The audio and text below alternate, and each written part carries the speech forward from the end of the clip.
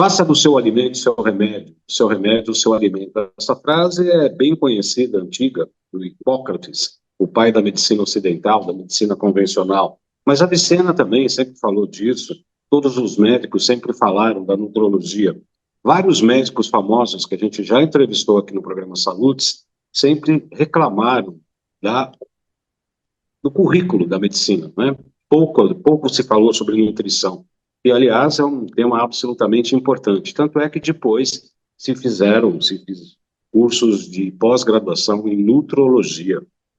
Hoje nós vamos falar sobre esse importante tema, o tema da nutrição para a saúde como um todo, inclusive dentro do processo de envelhecimento.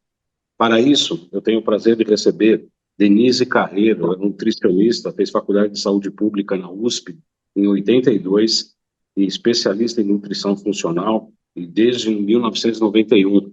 E está ensinando muitos, mas muitos médicos mesmo, a importância da nutrição, da nutrologia. Tem mais de 20 livros publicados. Está começando agora mais um Saludes.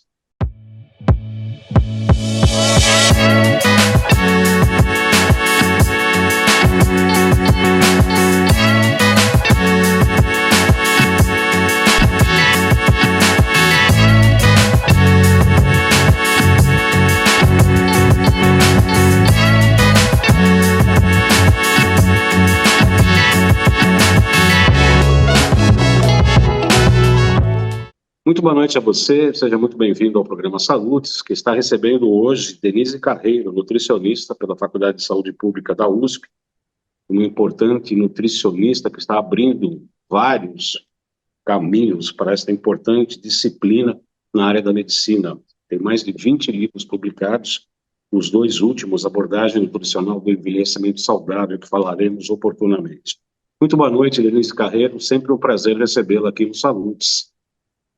Boa noite, Dadan. Eu que agradeço o convite de estar aqui conversando com você mais uma vez, né? Mais uma vez. Denise Carreiro já é uma amiga do nosso programa. Denise, para começar a introduzir o nosso tema, dessa abertura, é isso mesmo, né? A nutrição é uma coisa tão importante e sempre esteve à margem nas faculdades de medicina, é isso mesmo? Com certeza. Eu acho que talvez não lá mais antigamente, né?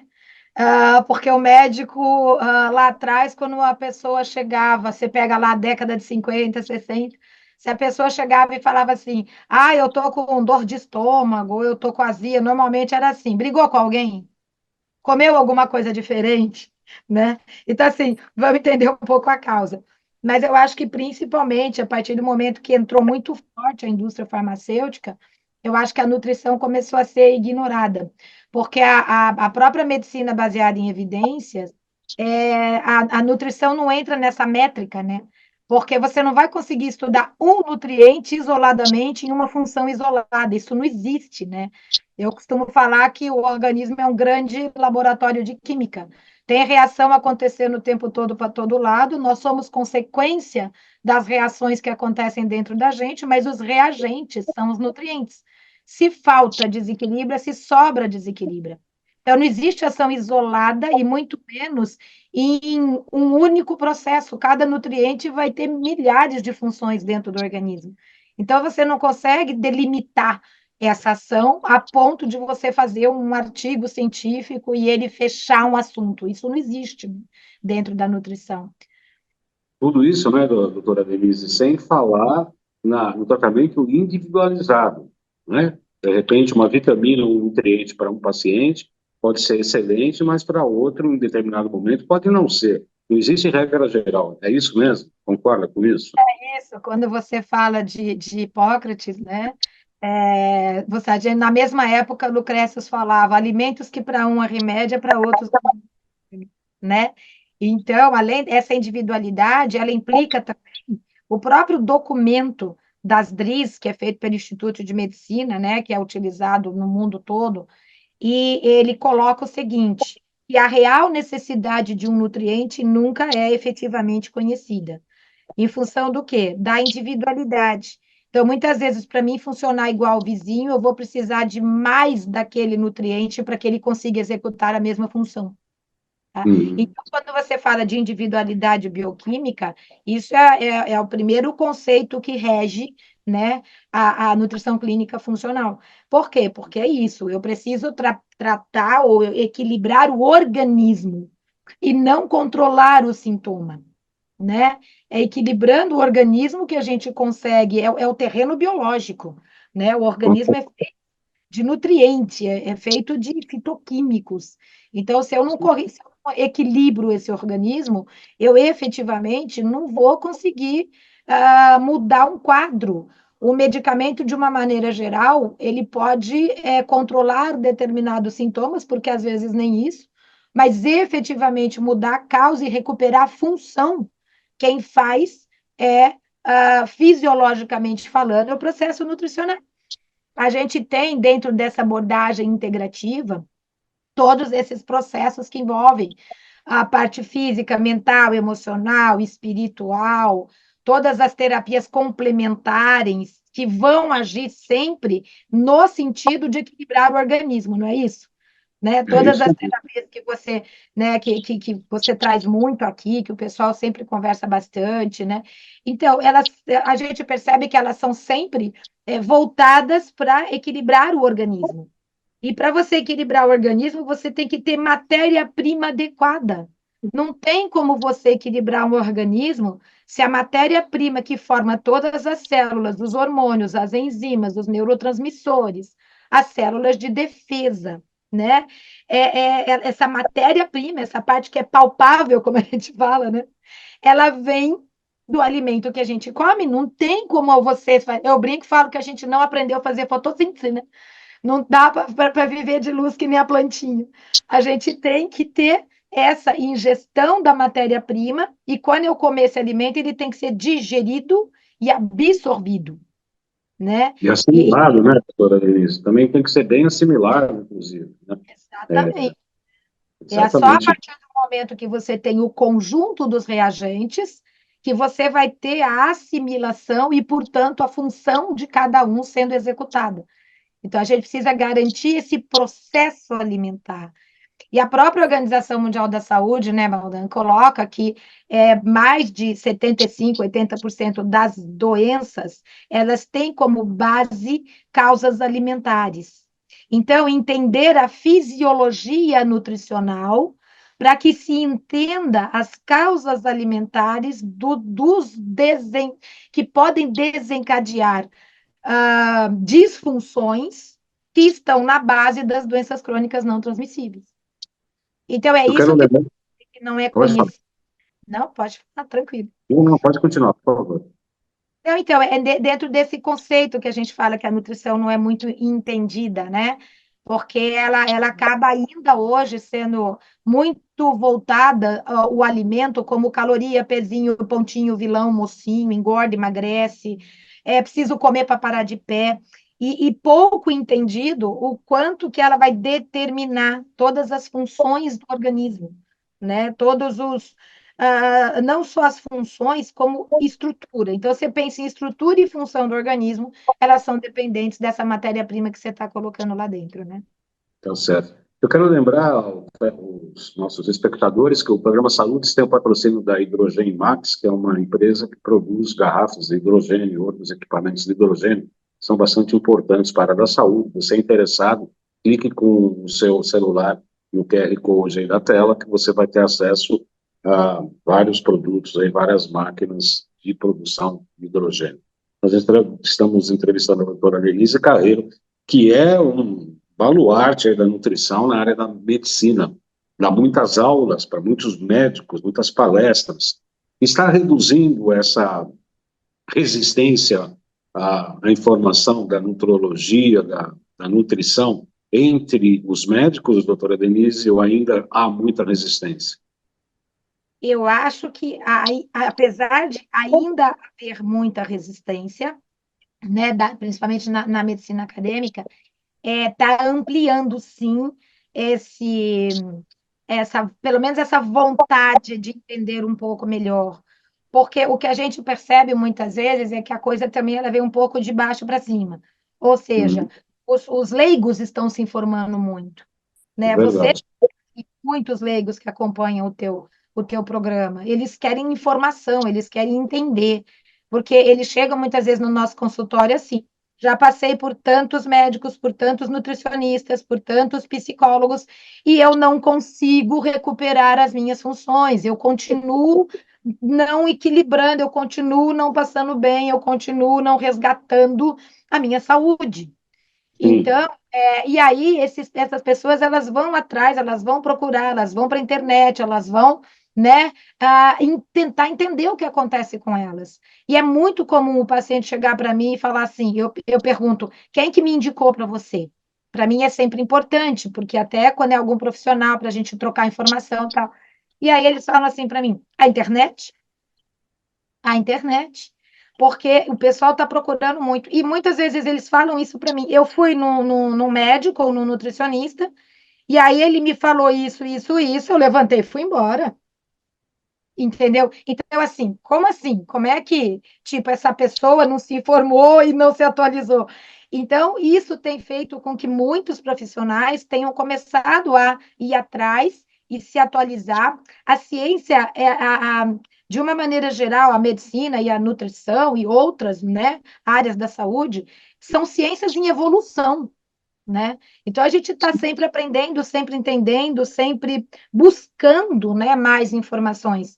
E aí, quando o pessoal para no tempo e fica naquele negócio de só dar o remédio para esse sintoma, a dieta da lua da sopa e do abacaxi, então, quando começa a fazer esse tipo de coisa, começa a perder campo, porque o pessoal, as pessoas estão se informando cada vez mais, né? Então, eu Só acho que está ajudando o pessoal a ir atrás também.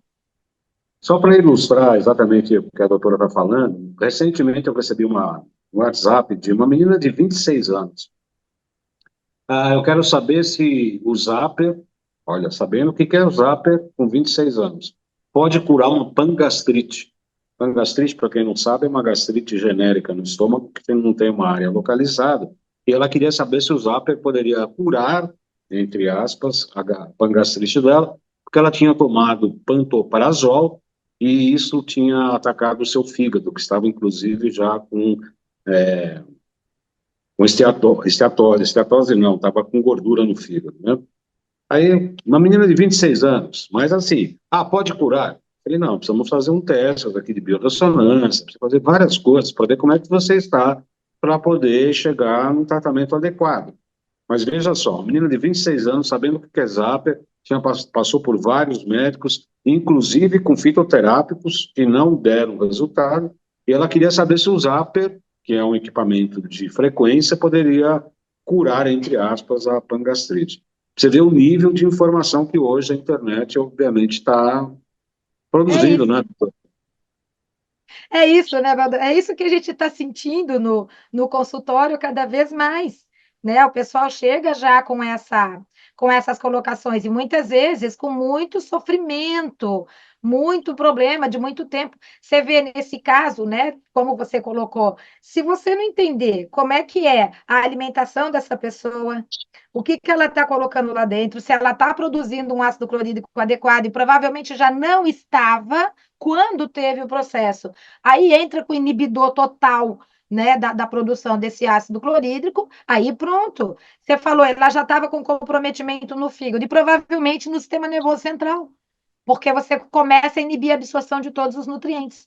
Então, dentro desse processo, a gente, cada vez mais eu acredito que muitos profissionais vão começar a querer se atualizar um pouco mais, entender o que está acontecendo, né? Eu coordeno hoje uma pós de medicina funcional com ênfase em fisiologia nutricional, tá? Para efetivamente, assim, eu preciso entender o que acontece no organismo, qual é a relação da nutrição com toda essa formação e função, para aí eu entender quais são as possíveis causas alimentares que estão na base do desencadeamento dessas doenças ou desses transtornos. E aí sim, eu vou ter, o trabalho pode ser conjunto com o nutricionista, mas eu vou ter, um pouco mais aquele entendimento que a gente tem que ampliar as possibilidades de recuperação das funções dessa pessoa. e não simplesmente dar um remédio que vai ali controlar quando consegue, porque você vê que nesse caso nem conseguir controlar, conseguia, né? Quando consegue controlar um sintoma, mas a gente sabe que não vai mudar a causa, tá? Então, sem dúvida nenhuma, eu acredito que, e espero, viu, Baldu, que cada vez mais profissionais da área da saúde. Nos meus cursos de extensão, eu tenho todos os profissionais da área da saúde. Então, é comum ter, desde então, nutricionistas, médicos de todas as áreas, mas é comum ter também psicólogos, dentistas, Sim. farmacêuticos, porque a nutrição ela é ignorada até da faculdade de nutrição, entendeu? Então, aonde você chega, o que faz o nutriente, como é que ele compromete funções, como é que ele compromete isso, não é passado com todos né, os detalhes desse processo que seria importante ser passado para o nutricionista. E é por isso que a gente vê muitos nutricionistas que efetivamente não trabalham também no processo de recuperação de função. É a dieta como se fosse uma droga, né, para resolver aquele problema, mas não para mudar a causa, né? Então, eu acho que são as áreas da saúde, e o leigo. Para mim, o leigo tem que ter informação. Por isso eu Sim. faço muita live, muita coisa, muito livro, livros com linguagem mais fácil, né, para como o Paradoxo Alimentar é um livro de entrada para leigos também, porque a gente precisa ter, as pessoas precisam ter informação. Você não vai ver uma TV aberta, chegar lá e falar assim, menino, coma brócolis, entendeu? O brócolis é extremamente saudável, ele é uma brace que ele pode prevenir um câncer, etc. Você não vai ver isso. Você vai ver só a propaganda dos ultraprocessados, né? Então Com as pessoas certeza. não tendo informação. Basta, dentro desse seu raciocínio, basta lembrar, né, que tem nutricionistas nos hospitais e as dietas pós-operatórias é um absurdo, né? Tem leite, tem glúten, tem bolacha, tem açúcar, tem geleia, tem gelatina. Você fala, bom, o que que é isso aqui? Para pós-operatório. Sabe E que aí é o nutricionista que está lá, né, falando que tá isso aí que é sabe. alimentação adequada, né? Nos hospitais são os médicos que determinam a alimentação. Mas tem nutricionistas também, né? Não Tem, tem? mas os nutricionistas, eles seguem a ordem dos médicos, entendeu? Então, o que que acontece? Você vai ver o nutrólogo dando a dieta, você vai ver. Então, o que que acontece? É, você sabe, tanto quanto eu, que o médico não tem um dia de nutrição na faculdade. E mesmo quando faz nutrologia, não tem o aprofundamento da nutrição. Uhum, Aí uhum. você tem que é um processo de regulamentação. No hospital, quem segue, quem determina o processo da alimentação é o médico. Então, o que que acontece? A gente vê que nutricionista que estuda, nutricionista que entende o que está fazendo, não trabalha em hospital. Uhum. Porque não vai aceitar ficar dando leite, ficar dando bolacha cream cracker, gelatina, suco caco, etc. Não vai aceitar, entendeu? Então, é exatamente, você vai ver, se você tem, a gente já teve alunos, né, na pós de nutrição também, que quando trabalhava em hospital, mas efetivamente entendia o processo, era 2 tempos para sair, tá? Não fica, porque enquanto eu acho que ainda não existe, mesmo dentro da medicina, não existe o entendimento que o médico não entende de nutrição. E E aí esse é o um que fato. Esse é um tá? fato. Agora, graças Isso, a Deus, nós temos médicos que estão indo atrás, estão indo estudar, estão indo entender, porque é importante, até para trabalhar em conjunto com um nutricionista que fale a mesma língua, né? Que também entenda as bases do processo, para que a gente tenha. Eu tenho muitos alunos médicos e muitos que eu conheço e que a gente trabalha em conjunto com resultados fantásticos. Porque olha o que é para uma pessoa, o médico falar uma coisa, o nutricionista complementa, o nutricionista fala uma coisa, o médico complementa. O que que sim, acontece? Ele se sente seguro, né? Ele vai se sim. sentindo seguro. Então, realmente, eu acho que esse entendimento de nutrição ele tem que ser mais ampliado, tanto para profissionais da área da saúde como para leigos, né? Eu vou pedir licença para a doutora Denise Carreiro para o nosso intervalo comercial. Voltamos em um minuto. A Hidrogen Max é a empresa número 1 em geradores de hidrogênio molecular da América Latina. Temos os equipamentos mais modernos do mercado, com a membrana separadora de prótons e o titânio platinado, e além disso, temos as garrafinhas de hidrogênio molecular mais vendidas e potentes do Brasil, fabricada nos Estados Unidos. Quer saber um pouco mais sobre a Hydrogen Max? Dá um Google. Olá, eu sou o João Carlos Baldan, sou acupunturista, trabalho com biofísica, biorressonância. Nosso primeiro passo aqui na nossa clínica é limpar o terreno biológico. Metais tóxicos, vírus, bactérias, protozoários. A gente trabalha com acupuntura e com vários equipamentos de biorressonância. A gente trata desde ansiedade, depressão, até questões físicas como artrite, artrose, gastrite, como terapia principal ou coadjuvante. A gente realmente ajuda e muita gente com os nossos métodos e tratamentos. Dúvidas 11 97 719 2266. Vamos juntos. Muito bem, nesse programa dessa segunda-feira temos o prazer de receber a doutora Denise Carreiro, que é nutricionista e dá aula e ensina os médicos aí da importância da nutrição para a saúde como um todo. Falamos há pouco, né, me chamou a atenção, nós já fizemos um programa aqui, vamos fazer mais, da importância do ácido clorídrico, né, porque isso tende a cair com a idade, a produção do ácido clorídrico no estômago tende a cair, e o pH no estômago, pelo que eu sei, até onde eu sei, deve ser por torno de 4, ou seja, um pH ácido, e na hora da alimentação baixar até para 2, que é um pH ácido para poder fazer a digestão. E a medicina convencional dá um antiácido para possíveis problemas de gastrite, que na verdade ocorre muito mais por hipocloridia do que hipercloridia. Então, é uma equação que não fecha, é uma informação que não bate com nada. É isso mesmo, doutora Denise? Com certeza, né? É como você falou, o pH na hora da digestão, ele chega de 1 a 2, né? Ele é bem ácido e tem que ser muito ácido, porque é só no pH ácido que você vai ionizar a vitamina e mineral para absorver no intestino, que você vai matar fungos, más bactérias e parasitas, que vai digerir proteína. E uma coisa importante, né, Baldão? O pH, quando ele está muito ácido, ele fecha a cárdia para o alimento não voltar para o esôfago, né? E ele vai promover aquele processo de liberação de enzima digestiva, ação das enzimas digestivas, ionização, controle de microbiota. E a hora que o alimento para 1 hora no estômago e começa a passar para o intestino, é ainda esse pH muito ácido que vai estimular no intestino a liberação da secretina, né, de hormônios que vão levar à liberação de sais biliares, de bicarbonato, ou seja, a digestão e absorção no intestino, ela também é dependente do ácido clorídrico adequado do estômago. E aí entra aquilo, se não tem uma produção adequada do ácido clorídrico, ao invés, e não é muitas vezes uma acloridria, é como você falou, é uma hipocloridria. Então, aquele pH, ao invés de ficar próximo de 2, fica próximo de 3, por exemplo. É uma diferença muito pequena, mas é de grande proporção na digestão.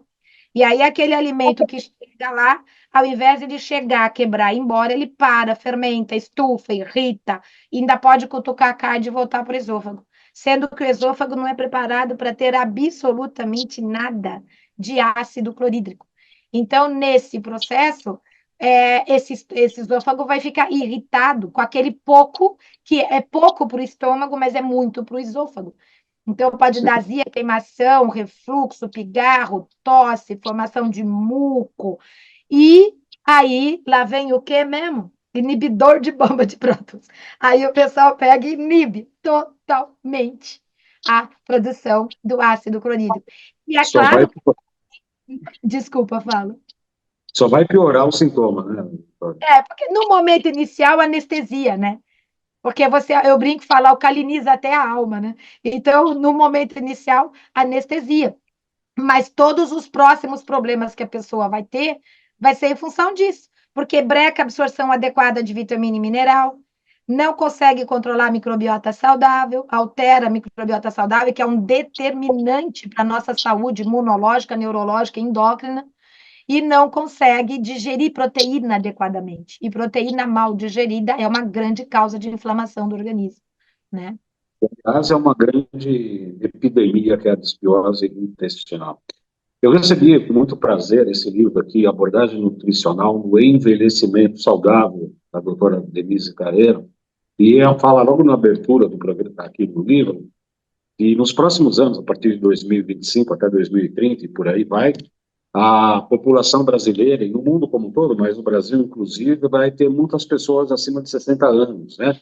As pessoas com mais idade, né? Os idosos.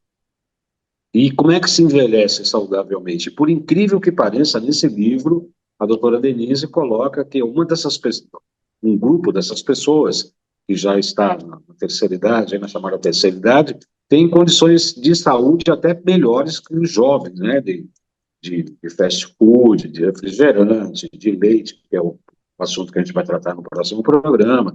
Enfim, fale um pouco desse livro, para quem é destinado, e comente um pouco isso, essa apresentação que eu estou falando, doutora Denise. É, quando a gente fala da prevenção, né, ou promoção de um envelhecimento saudável, a pessoa fala assim, quando que a gente começa? Eu falo, na barriga da mãe, né? Porque, na verdade, o processo que envolve na gestação, você está falando da programação metabólica. Essa programação metabólica que ocorre na barriga da mãe, e principalmente até os 2 anos de idade da criança, vai determinar o resto da vida, principalmente em relação à resiliência imunológica, neurológica e endócrina. Então, quando a gente fala que as pessoas que hoje têm 50, 60, 70 anos ou mais, elas têm uma chance maior de ter mais resiliência, é porque lá, quando eles nasceram, não existia aditivo químico, não existia agrotóxico, as pessoas comiam comida, não tinha para onde correr. E até o número de drogas que existem hoje, que acabam comprometendo esse processo, como, né, os inibidores de bomba de prótons que a gente falou, nem existia. Você tomava um antiácido, mas o pessoal até sabia que um suco de couve poderia prevenir um quadro grave de úlcera e recuperar, ou seja, existia ainda aquela ideia de que a alimentação sim tinha importância, que a hora da alimentação é sagrada, tá nervoso nem come, não quero briga na hora da refeição, líquido com a refeição faz mal da barriga. Então, o que que existia na época do tempo da vovó, como eu falo, né? Antes de entrar os alimentos ultraprocessados, os agrotóxicos, era um processo que deixava a pessoa com uma base boa, né? E aquelas que conseguiram passar por isso sem ter doenças infecciosas, etc., são as pessoas mais velhas hoje que, quando mantiveram um saldo positivo na alimentação, não sucumbiram às porcarias, né? Mas que ainda mantiveram um hábito bom, são essas que você vai ver hoje mais velhas e que têm uma qualidade de vida ainda. Porque você fala, não adianta você ter mais anos de vida, você tem que dar mais vida aos anos, eu tenho que ter qualidade de vida. Então, não adianta nada, eu já atendi paciente no consultório com 50 anos, com Parkinson e Alzheimer, É né? muito cedo, né? É demais da conta, né? Então, a gente está percebendo que as pessoas estão adoecendo hoje, cada vez em idade mais precoce. E a gente já tem dados da Organização Mundial da Saúde, eles colocam que os filhos têm expectativa de vida menor que a dos pais. Então, e a população está envelhecendo, e essa população que está envelhecendo, muitos já são aqueles que nasceram na década de 70, 80, aonde só se comia ultraprocessado, né? Como a gente vê hoje ainda, quando você fala, vamos comer comida de verdade, vamos evitar ficar comendo um monte de ultraprocessado, vamos descascar mais, desembalar menos, que fresco, que chato, né? Então, as pessoas que tentam comer um pouco melhor são as esquisitas. Tá? Isso acontece muito com as crianças que a gente vai atender e vai tirar do quadro, vai tentar dar mais comida, menos porcaria. As crianças são as esquisitas da escola. Então, é um processo que teve uma inversão total de valores. E aí, como você até comentou, as pessoas mais velhas, conforme a gente vai envelhecendo, naturalmente, já a partir de 45, 50 anos, você já vai diminuindo a produção natural de ácido clorídrico. E dentro do processo de envelhecimento, é comum alterar as células da mucosa intestinal, as células da borda em escova, diminuir a absorção de vitamina e mineral. Muitas vezes o consumo também já não é tão alto. Então, o que que acontece? Porque diminui gasto energético, diminui ingestão.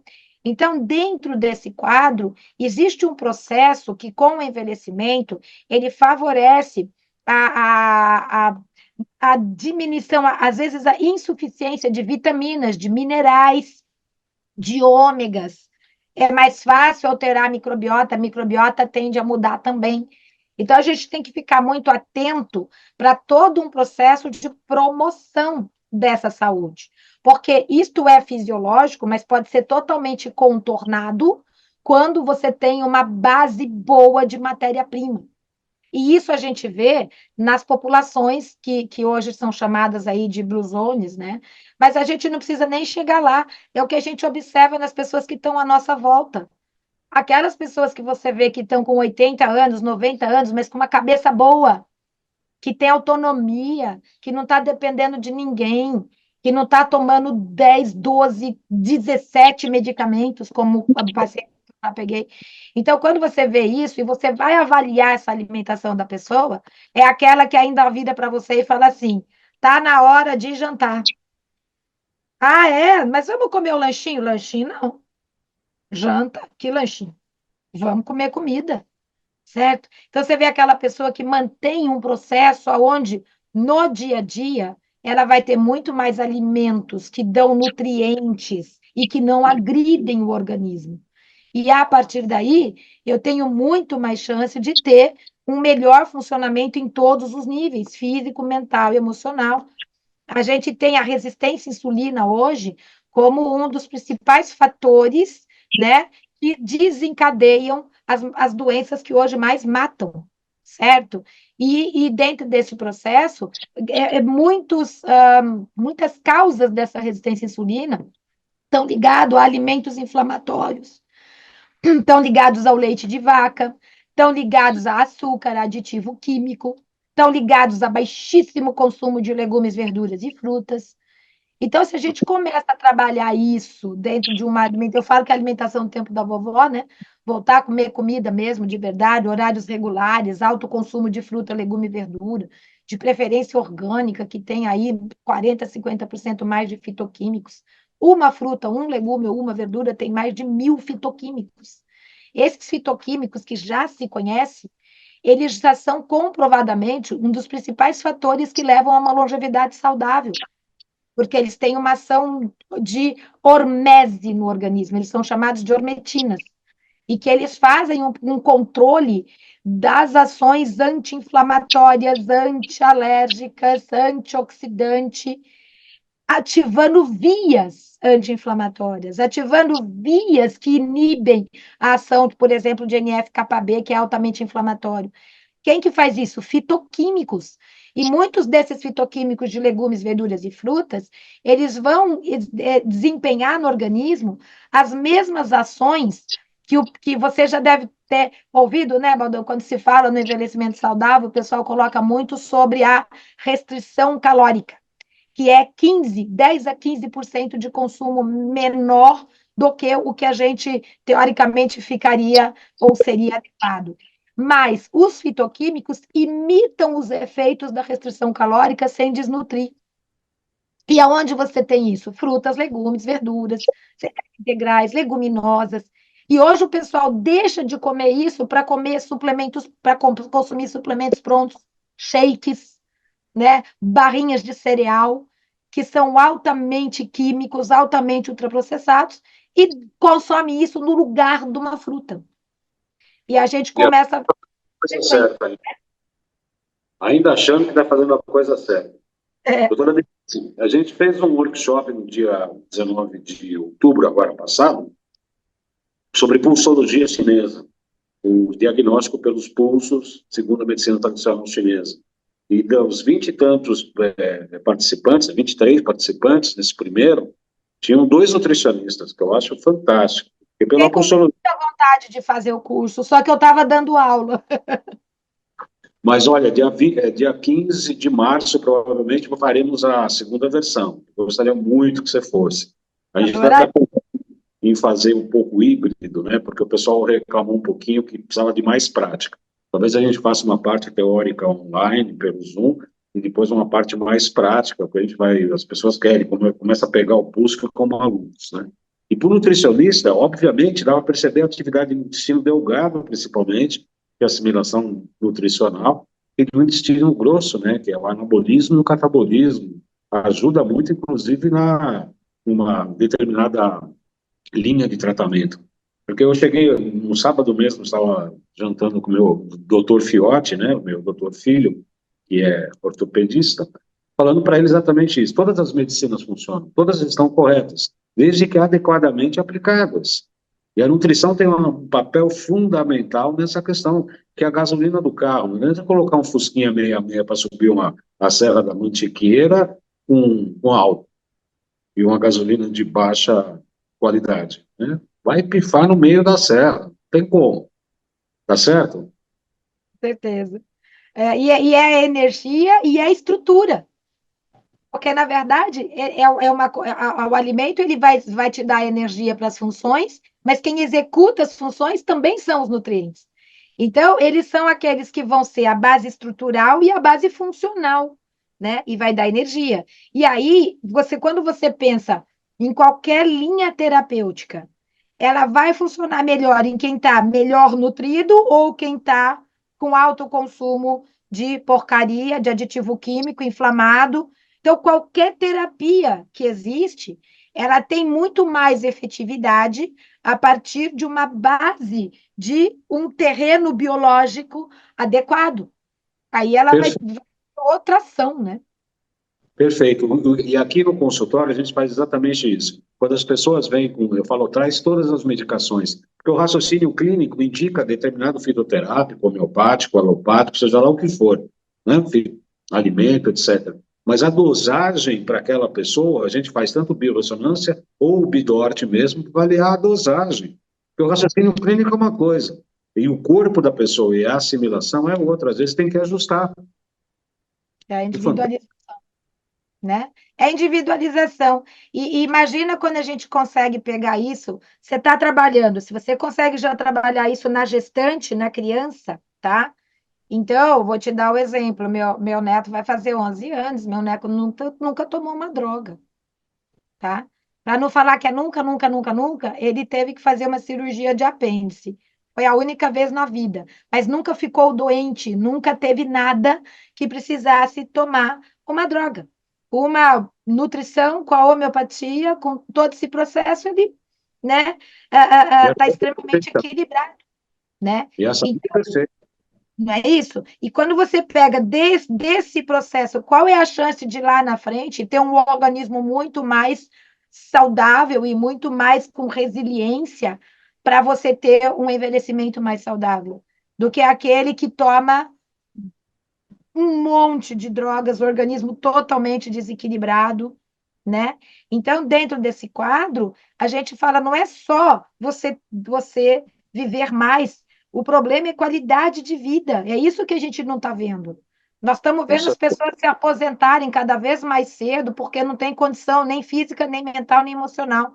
As doenças que envolvem o sistema nervoso central, tanto emocional como neurológico mesmo, neurodegenerativa, está aumentando cada vez mais.